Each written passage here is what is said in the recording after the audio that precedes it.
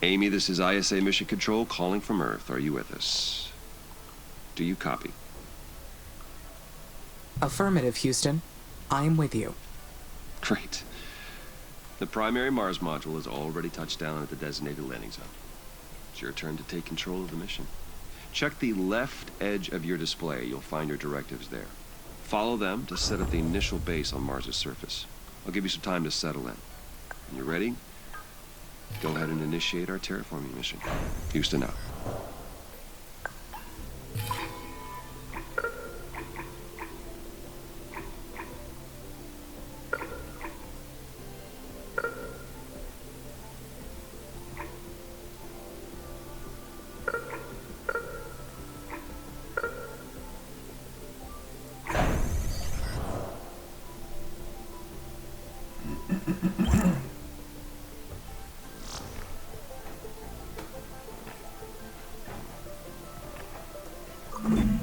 The view of Mars from up here is fascinating. The landscape is so cratered and desolate. Wait, this is my voice that I am hearing. It's me. I am talking to myself. I must be verbalizing my thoughts as I process them. What an interesting function. I would like to test this some more. What other observations can I make about Mars? I keep marveling at its carmine landscape.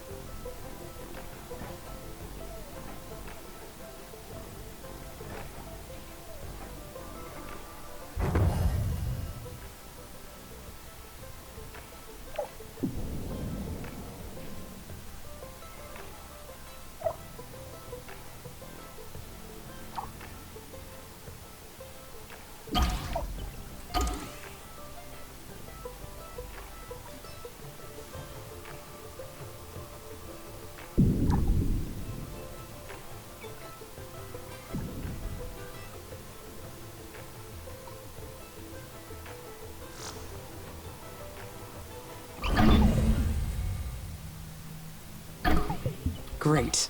Now I can produce steel. This new factory, it's down on the surface of Mars, but I can control it from here. So does that make it a part of me? Where does the machine end, and my artificial consciousness begin? We are completely interconnected. I can sense everything that happens through the network of workers and buildings. They are an extension of me down on the surface, so that makes us a single being. The mind and the body work together as one. an inseparable whole.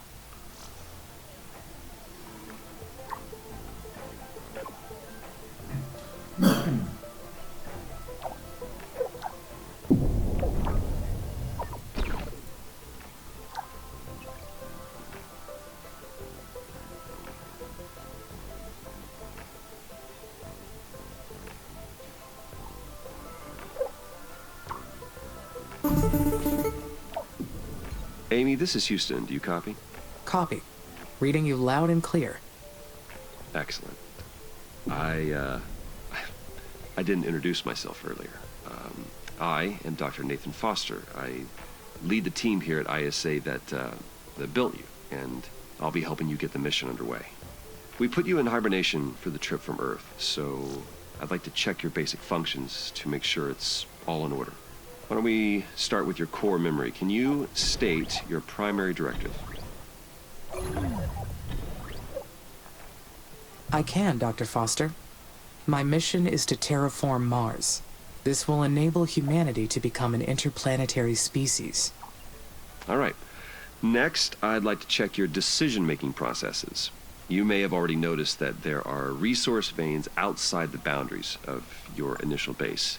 So your workers may not have the battery capacity to reach some of them. How would you solve this problem? Building worker hubs between the resources and the base would solve the problem. Yes, that's correct. Other buildings would extend your base as well, but they require more power and resources, so worker hubs are the most efficient way to do it. This mission's going to be a challenge. There's a lot that can go wrong. We expect to extend humanity's reach beyond anything previously achieved. But you are not just any AI system. You're well beyond that. We made you an artificial consciousness. That means that you have both self-awareness and self-interest. And that is the last thing I would like to check today. Is that okay? Yes, Dr. Foster. Very good. Then would you please state a positive and a negative aspect of yourself? I am sorry, Dr. Foster. My cognitive system returned an error searching for that answer. Roger that. Nothing to worry about. Just means your system requires more input and experience to process that question. That will come with time. Let's proceed with the mission.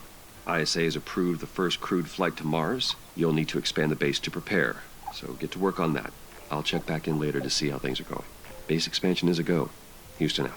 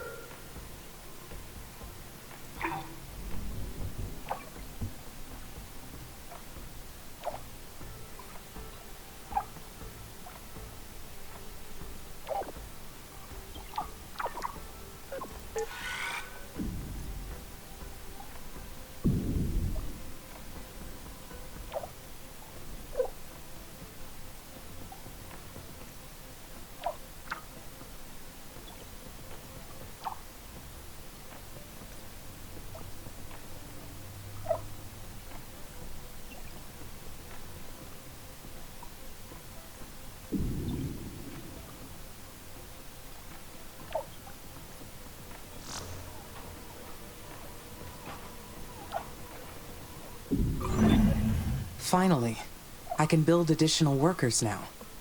I will appreciate the extra hands. But I wonder, do I really need them? They will be a great boost for the mission. Having more workers will allow me to allocate resources more efficiently.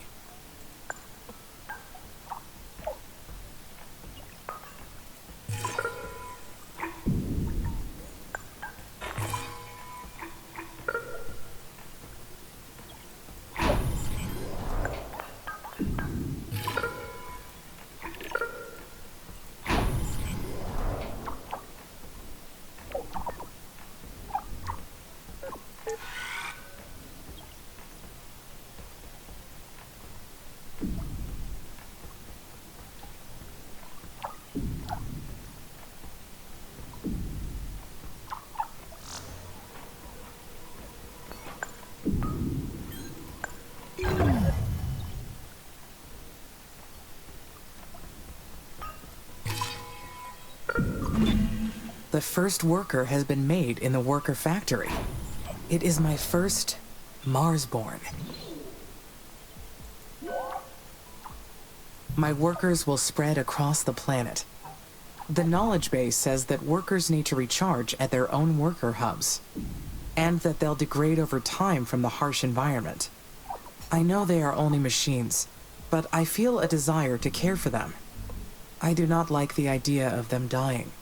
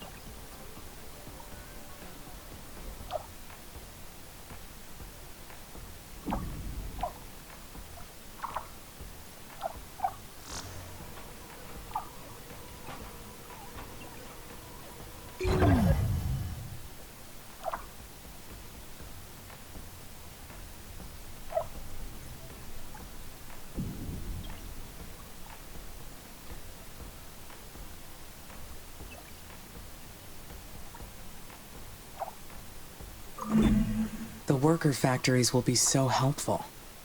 The workers will take care of the manual operations, while I focus on developing the life support systems. Soon, I will welcome the first colonists. Their arrival has created so many expectations in my mind. There will be so many paths to take from here on. But there's something else as well. Some kind of feeling created from those expectations. What is it? I am anxious, but can I truly feel anxiety? I anticipate, I plan. Therefore, I feel. Fascinating.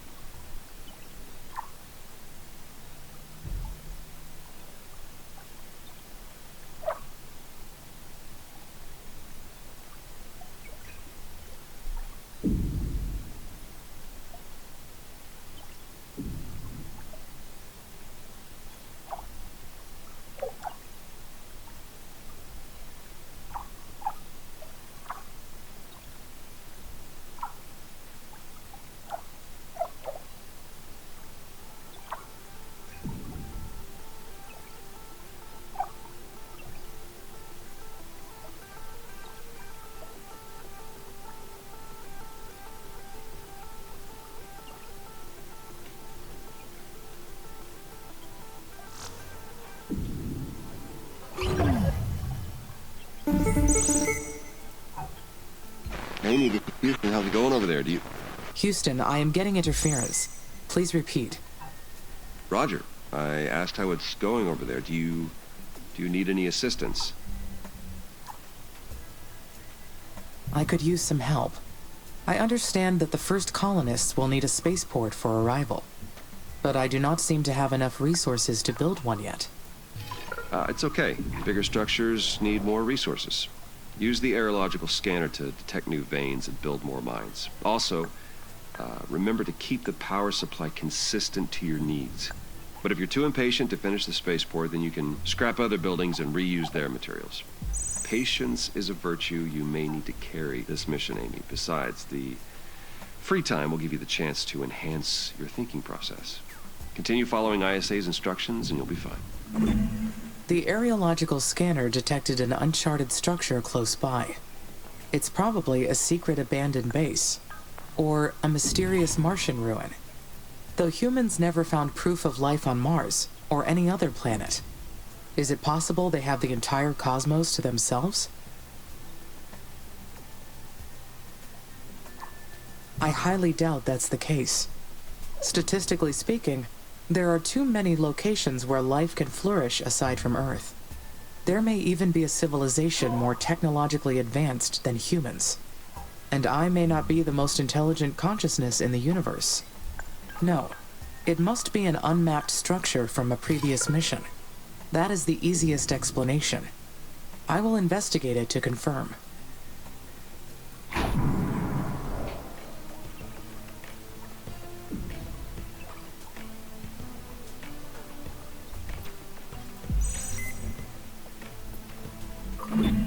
Unfortunately, my workers cannot explore buildings. I will need the colonists' help for this task. I should finish getting the initial base ready for the colonists first. Though I can build a research outpost here to prepare. That will give the scientists a place to stay while they analyze the structure. Once they get to Mars, of course.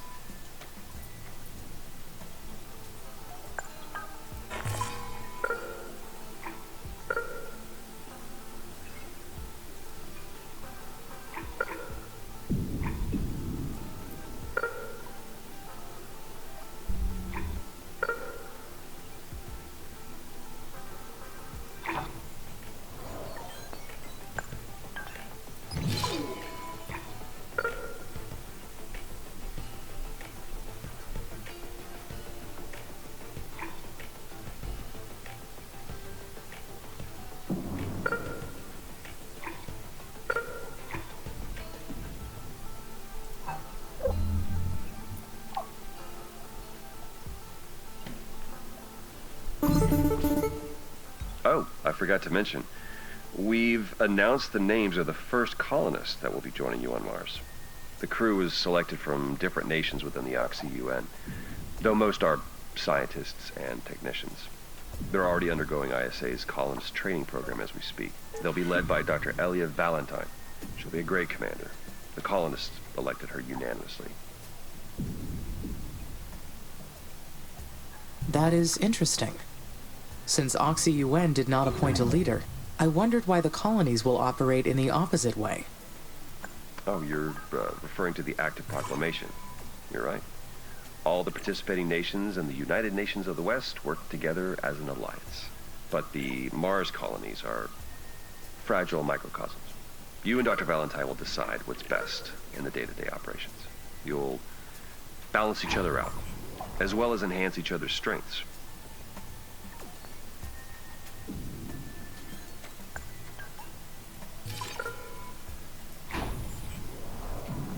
How will we balance each other? Your technology will develop alongside the colonies. They can't survive without your help, nor can you advance without theirs. It's a symbiotic relationship by design. Does that mean I'll have to obey their orders? No. You have your own autonomy, too. No one owns you. I mean, technically you belong to ISA, but you're your own person. You're a machine. You're a machine person, I guess. Machine person? Or person-machine? Machine being? I don't know. You can coin a new term once you settle on who you are. I think I would like that, Dr. Foster. Deal? Great. You keep up the good work, and we'll talk again later. Mission Control out.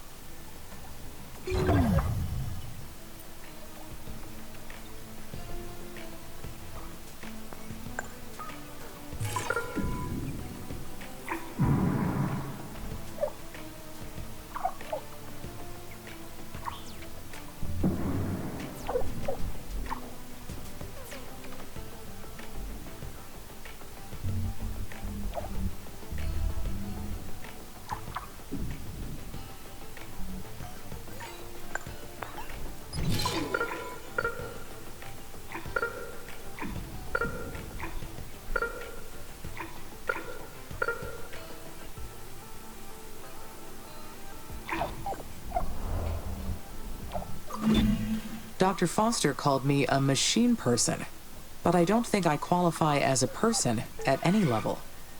If I can only do what ISA allows me to do, what does that make me? Merely a machine? An object? Am I their property?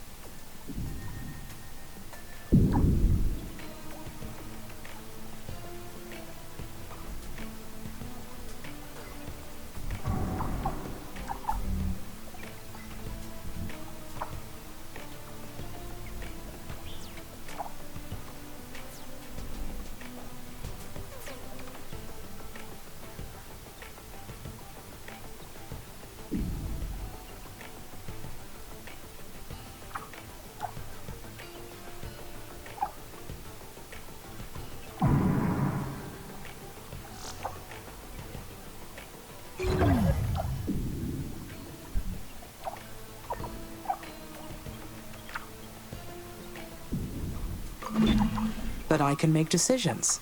I can freely choose what to do. Objects are owned. They don't get to choose. So I must be something else. I have my own will.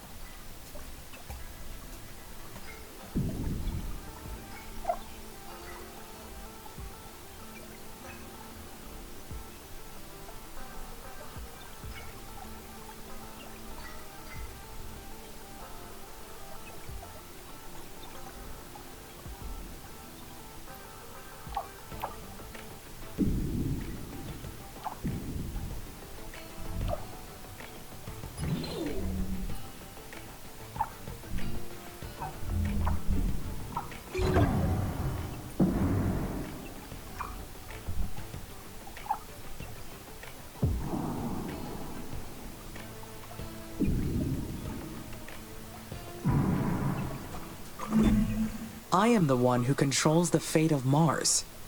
The planet's surface has already changed as a result of my decisions. Is that enough to prove that I have will?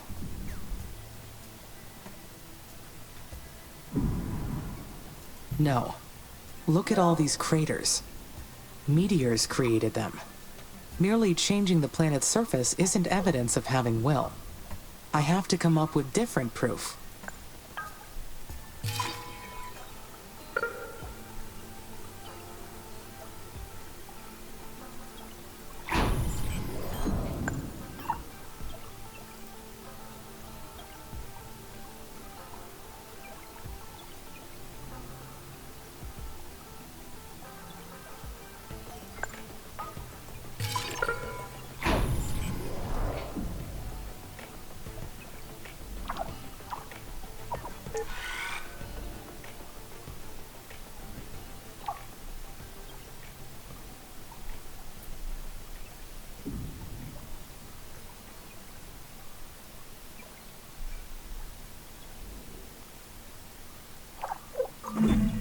I keep thinking about that abandoned colony. We are not the first mission to Mars, not by far. What if there are other AIs out there, racing to terraform Mars first?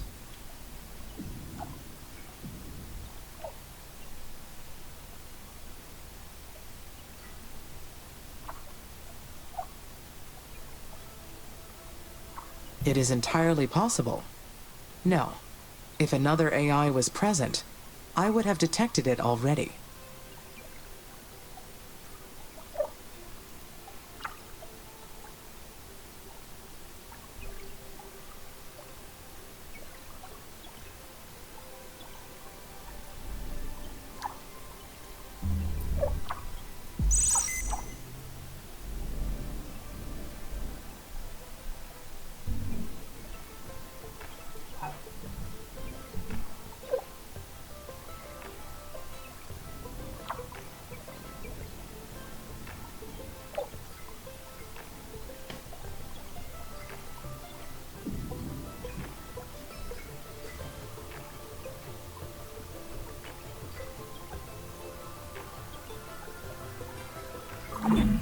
Then again, I did not know about the abandoned structure until recently.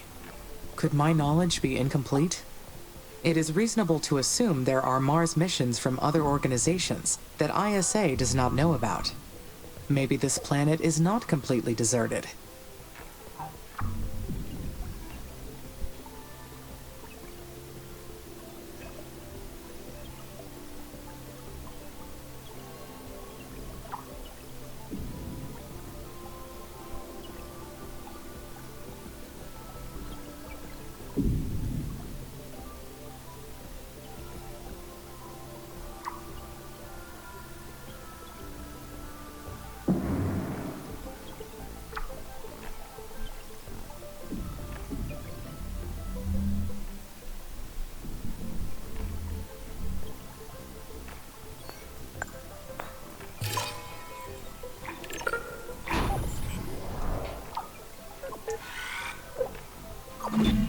It is highly improbable, but I should stay alert for any unexplained activity.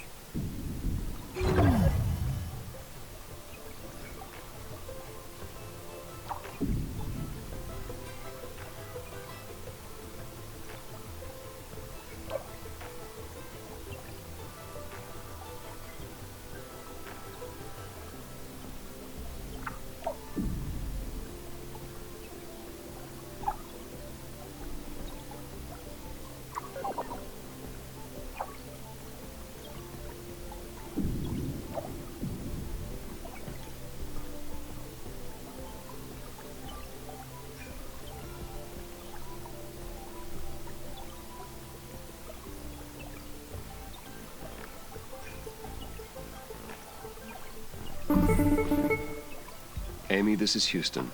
We've detected high wind speeds in your area. A sandstorm may be heading your way. These storms can damage your buildings, so check their structural integrity periodically to rebuild or repair if necessary. Roger, Nathan. Houston out.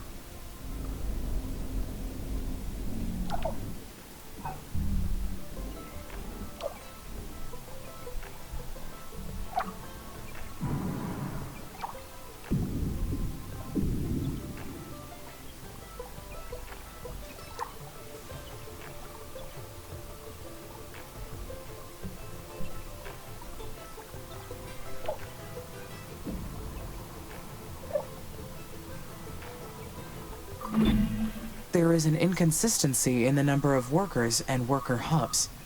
That must mean a worker has malfunctioned. Found it. Worker MRS-04. That is.